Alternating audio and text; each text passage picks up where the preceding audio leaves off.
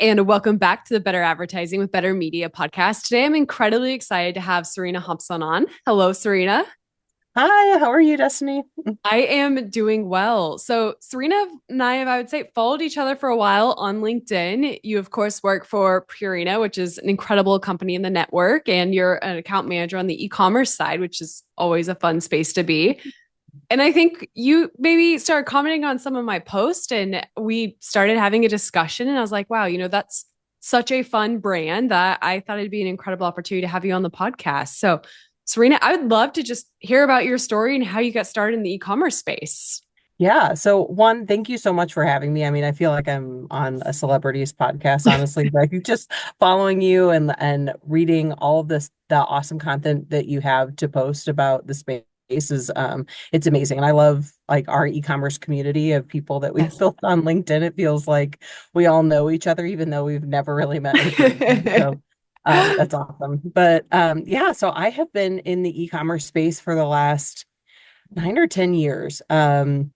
So I had a good long career with Home Depot right out of college, and then decided to take a pivot after about 10 years with Home Depot and went to a CPG company called Spectrum Brands. And I started in forecasting of all places. I think that there's been so many points in my career that I'm like, I've never done this before, but we'll give it a try and see how it goes, right? So I started at Spectrum Brands in 2015, doing forecasting for Dollar General, and then quickly took on Amazon as a customer. And at the time, we had Amazon rolled into this bucket of all other customers, which is hysterical, right? Like, and really didn't have a whole lot of visibility into what they were doing individually as a customer. So we broke them out because I think that most people can relate to this when I say this, that they were really messing up like orders for um for our company. They were being incredibly unpredictable. So when they still really are from an ordering perspective. Yeah. But yeah, so I started forecasting for Amazon and Dollar General were my two customers. And I learned just so much about the space, trying to predict their ordering habits, honestly. Like, really understood and tried to learn what was driving demand, and what was causing them to order in such a spiky way. Yeah. And coming at it from that point of view really helped me like understand them as a customer and understand everything that was going out on the PDPs and how promotional activity was impacting demand. Um, so I fell in love with it, honestly, and I started to see it as kind of the one area of sales that I felt like I could do Yeah. within e-commerce, because it's a very different relationship with customers like Amazon or Chewy or other pure play customers than it is with traditional brick and mortar retailers. But it's also more exciting because things are constantly changing. And it's like this puzzle that you're trying to put together. When they change their algorithm, what's it going to do to your sales? How is it going to impact ranking? How is it going to impact relevancy? All of these different things that, I mean, obviously they all funnel up into selling and making sure that you're getting out in front of the consumer. So I fell in love with it and just kind of took it from there, right? Like, moved into a project manager role within Spectrum Brands. And that was really a great experience on the e-commerce team because I was helping to implement projects that we had never done before. And I think that's probably like the theme within e-commerce is like doing things that you've never done before. Also trying to navigate how a larger organization does things and how we can adjust to what these pure play retailers need from us. So think things like brand registry, transparency, direct import projects, those sorts of, we've never done this before, but what are the capabilities that we need as an organization to do it, and how can we roll this out with our retailer? So that was great. And then I moved into sales. So, which is a kind of a different beast. Um, yeah, so I moved into an e-commerce like omni-channel sales role, Yeah. selling PetSmart, Petco, Home Depot, and Lowe's.com pieces, which again is completely different than pure play, right? Because you're talking about such a small portion of the overall business, but now such an integral part of just the consumer journey. Yeah. Um, and making sure that everybody internally knows that, yeah, this is a really small portion, maybe a couple percentage points of your total overall business. But if you don't have your content right and Yeah. people are searching for it, that's really going to start to impact your in-store sales, and really evangelizing what that omni-channel relationship looks like with the retailer.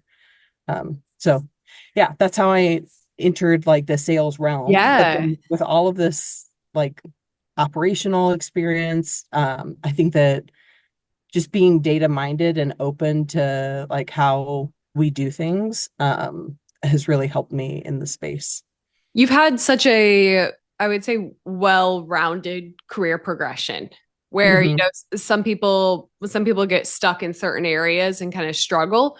You've been able to see the big picture, but also work, especially I would assume in the project management role and all of the small pieces that come together that are going to do what you kind of mentioned is, what's going to drive the POs, what's going to Right. drive the top line sales growth. And I think people who come from traditional brick and mortar sometimes struggle to understand that something as simple as a different order of keywords in your title is going to affect that top line growth, which can make it Yep. really hard to justify certain investments that need to be made. Like you said, the syndication of content across platforms, Hmm. super important, but then you have to adjust the content per platform.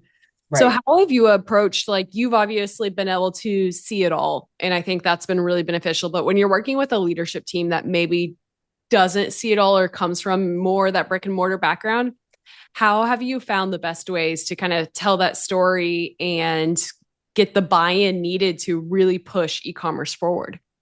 Yeah, so I think honestly that's a great question because if you think about most organizations internally, most people grew up in like a brick and mortar only space, so they're only seeing it from that lens. And honestly, my advice is to kind of lean into that. So find a way to be able to describe and evangelize and teach about e-commerce that resonates with a brick and Yeah. mortar audience. So, for example, when I was with Bonide as the VP of e-commerce, I came in it's a very brick and mortar and very like niche space. What we were selling at Bonide for the most part, we sold at some larger brick and mortar retailers, but I was talking to an audience who had a very heavy brick and mortar sales background. So when you're talking about e-commerce and we were in a time where we were constrained on inventory. So there was this thought that we could cut back on what we were sending to Amazon or other e-tailers, because we at least wouldn't lose the planogram place, right?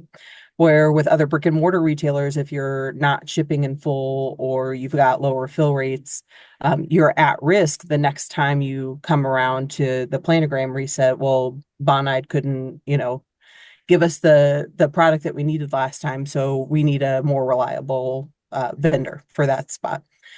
But the reality is that if you're cutting back on Amazon or any other e-commerce retailer, you might not lose the spot in the planogram Yeah. per se, because you'll still have the PDP out there, it'll Yep. still be live, you're still listed with them, but you did lose the spot on the planogram because as you start to run out of stock, your rankings are impacted. Yeah. And so I approached it as that first page of search results, Yep. that's your planogram. And once you've fallen off that first page of results onto the second page, you've basically lost your Yep. listing because it's going to impact sales so much that you might as well have lost your listing. Like, so by putting it into those terms, then like my CEO understood, okay, I understand that now, and we have to kind of rethink how we're approaching Yep. who we fill and who we're prioritizing. 100%. I think that's such a fantastic call out. This is something that I've presented on as well as just when you walk down the store at Walmart, it's super easy to conceptualize, how much of the Mhm. shelf is available for any one category. But when people think of Amazon or Walmart.com, they still think that the digital shelf is unlimited. But we Yeah. all ain't nobody scrolling all the way to the bottom of the page. Like that's not how it works. And you can get so caught up in how quickly everything changes in our space. And that can be really, really overwhelming to leadership as well, which kind of causes this uncertainty with making investments that, yes, are a little bit more risky. So I think that's such a great call out to meet them where they are. Because as we all know, I can't imagine getting started in e-commerce today. Like, I Yeah. manage such a small portion with just the retail media side, and I'm still like, I'm overwhelmed half the time with all of the updates. So Yeah. having to find that balance of, they already have enough on their plate. How do we meet them where they're at and help them educate and figure out the similarities between platforms is such a good call out. Yeah. Yeah. Yeah, I have found that to be the most helpful, honestly. And then once you can start with those sorts of basics, you can always add on later, but you can't immediately come out of the gate talking about display. Like, that Yes. is a because we're not there. We're not Red there flag. yet. Like, but How would you say kind of your trajectory in e-commerce has affected how you would advise the younger generations who are potentially considering getting started? I mean, my sister is a freshman in college, and I've actually struggled with her because she doesn't kind of know what degree she wants to get. I'm like, look, yeah. I did a general business degree. I stumbled into e-commerce, and now this is where I'm at. So I've tried to kind of sell that story and excitement, but it's also really difficult because I still think e-commerce is viewed as non-traditional. Like a lot of people Mhm. don't quite understand the space that we're in. What advice would you give to kind of someone starting out in our space?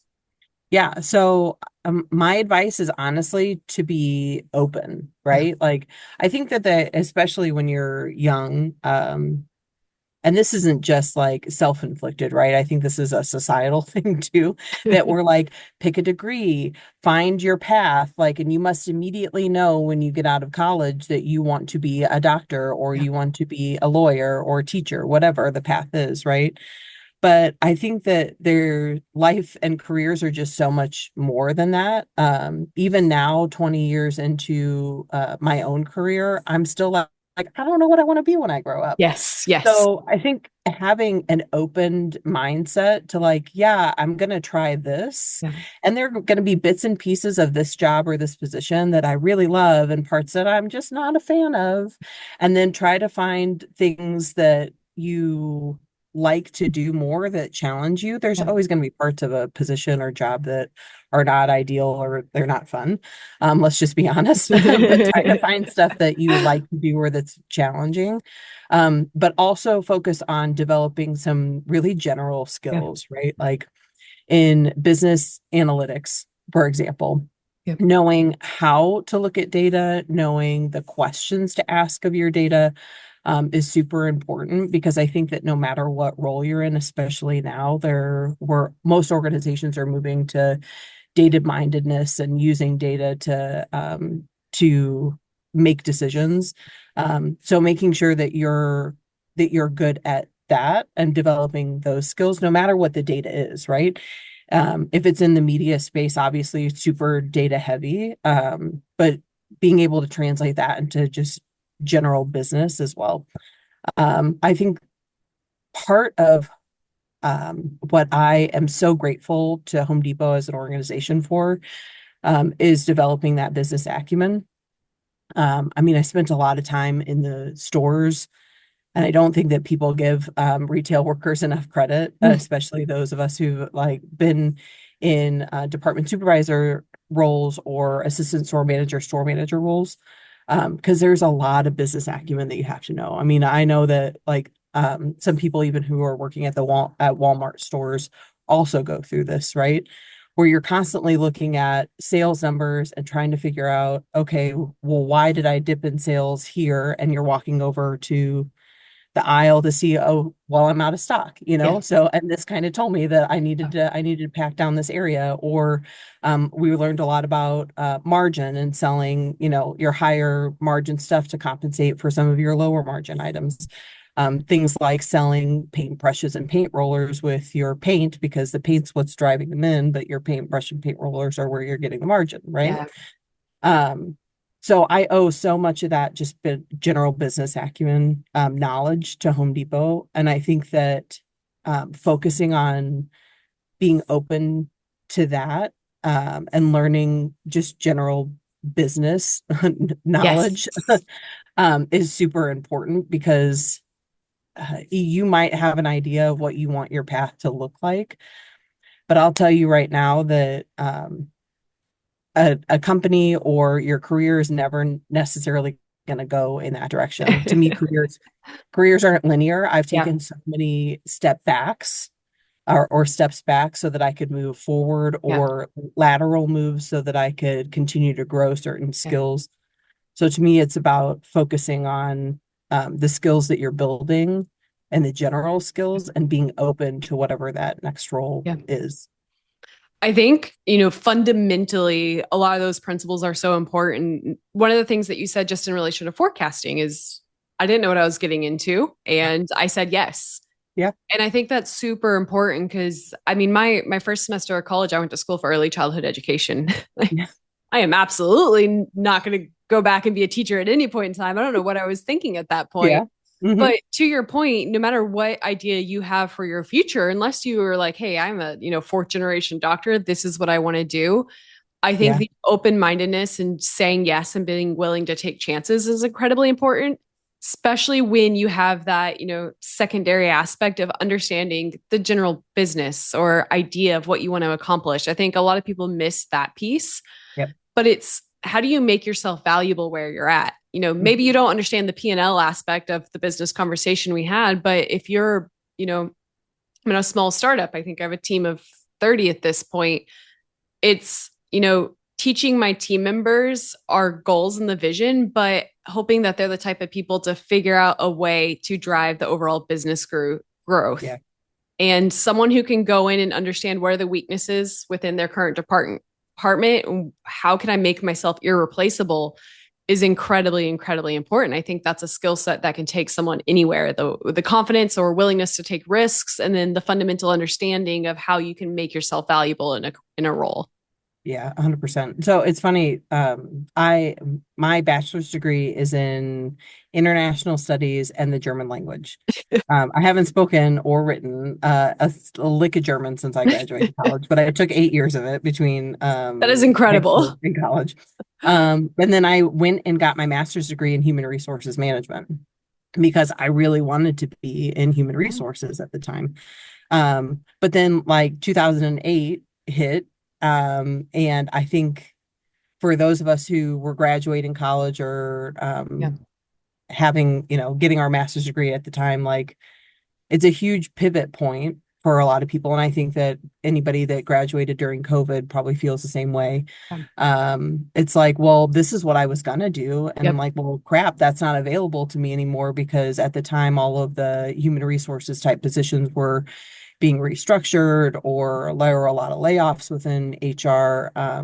So it was like, well, how do I pivot? Because like at the end of the day, like life, honestly, is just a lot of different pivot points. Like, Yes. so making sure that you're open to whatever your career can kind of throw at you, Yeah. but then being like resilient enough to, like what you're saying is, learn, Yeah.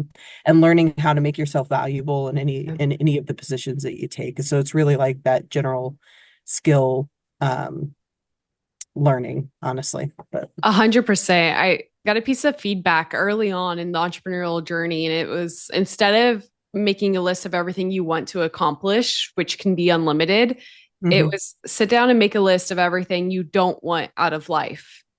Yeah, And that's awesome. yeah, it was is a really good pivotal mindset shift for me because I think it's so easy to get caught up in everything. And I sat down and I was like, I want to be happy. I want to have good work life balance. And I made Mhm. this list. And I think that's what really helped me to kind of continue to grow and take my skill sets, which I went to school for early childhood education for a little bit, thought I wanted to be a teacher, but realized I was passionate about educating. Hmm. My full role right now, I would still say, is Yeah, educating. for And I sure. would probably make the same assumption, maybe not on the German side, but everything Hmm. you learn from an HR perspective integrates pretty directly, I would say, with what you're doing every day. And it's those Yep. fundamental strengths that you have. How can you apply them with flexibility? Because it's all about pivoting. Yep. Absolutely. That's awesome. So, what do you want to do over the next few years? I mean, it's unlimited with that being Yeah. said, with everything in e-commerce. How do you see your role changing or growing? Yeah. So I think personally, right, I've spent a lot of time within operations and sales, and I bounce back and forth between the two because in my opinion, I mean, everything is interconnected within Yeah. business, let's just be honest, right? But I think that bouncing back and forth allows me to stay grounded in one or the other, Yeah. right? Like there's so much about operations that can impact sales, and there's so much about sales and the way that we interact with our partners that can really mess up or like impact the operation side too, right?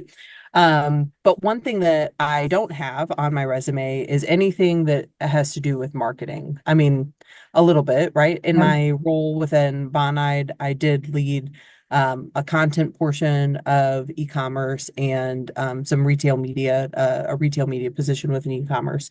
So I kind of set the strategy, but it was more from a sales lens. Like these are the sales that I want to achieve, and these are the levers that I can pull to help achieve that, right? But I've never been in a role that specifically focuses on the marketing side Yeah. of commerce.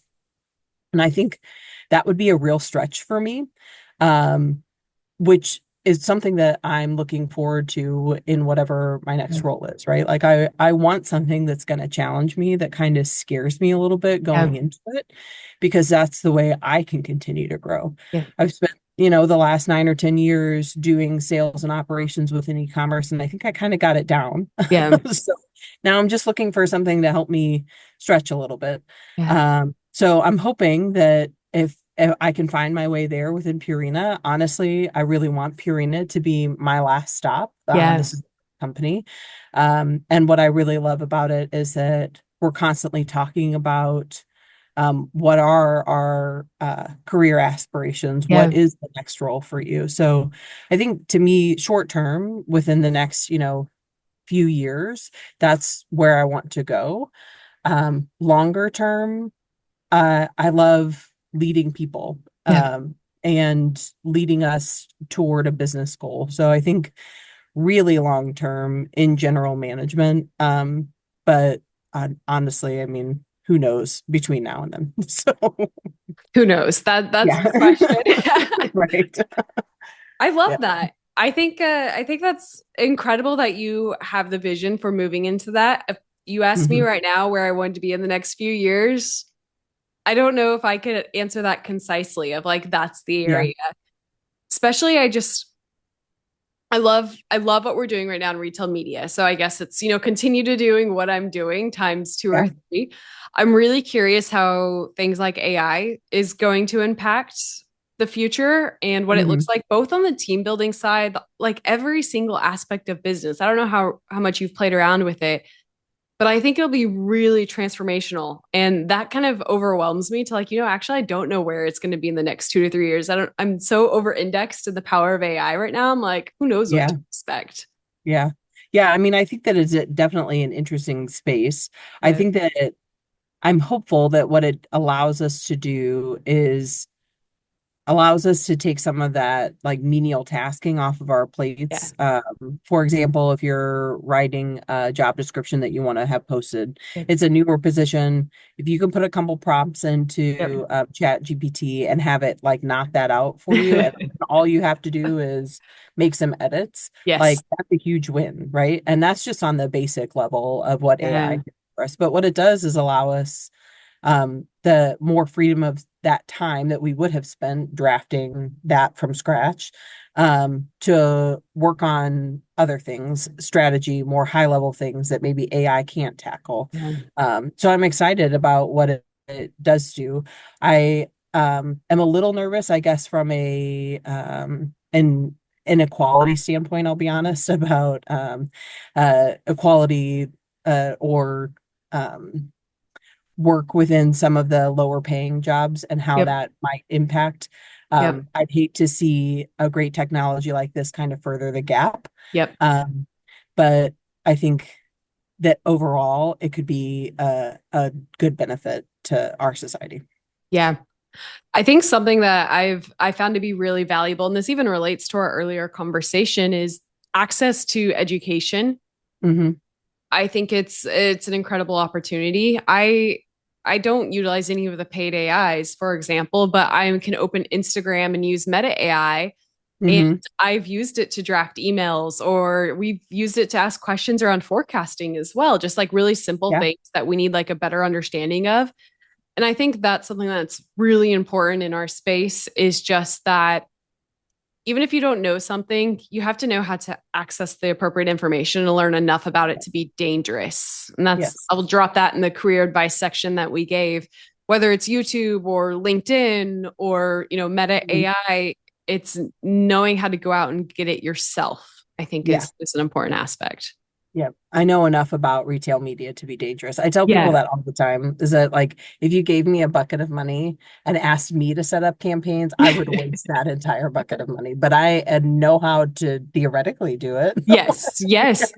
And that's really what matters. I mean, Right. the hands-on keyboard stuff is important, but and this was something I didn't believe was possible because it took me 7 years, I feel like, to get articulate with Amazon advertising.